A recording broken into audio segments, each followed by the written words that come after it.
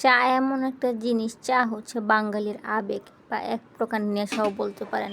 মানে চা ছাড়া বাঙালি চলেই না। চা এমন একটা জিনিস হয়ে দাঁড়িয়েছে। আর চায়ের গুরুত্বটা ঠিক ততক্ষণ পর্যন্ত থাকে যতক্ষণ পর্যন্ত চা যতক্ষণ গরম থাকে ঠিক ততক্ষণ পর্যন্ত কিন্তু চায়ের গুরুত্বটা থাকে।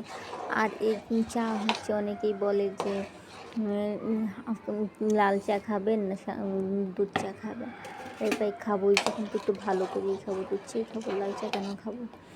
যাই হোক, আমি আজকে সবার জন্য হচ্ছিলাম চা বানাচ্ছিলাম স্পেশালভাবে দুধ চা। আমি এখানে 1 কেজি দুধ নিয়েছি, আর 1 কেজি দুধে আমি চা বানাচ্ছি। আর আমার চার কালারটা দেখুন আস্তে আস্তে গাঢ় হচ্ছে। এটা যত দুধ চা যত জাল হয়, যত ঘন হয়, তত কিন্তু চায়ের কালারটা সুন্দর আসে। আমার চাটাও দেখুন প্রায় হয়ে গেছে। এখন শুধু সার্ভ করবো। আমি একসাথে সব কিছু দিয়ে দিয়েছি।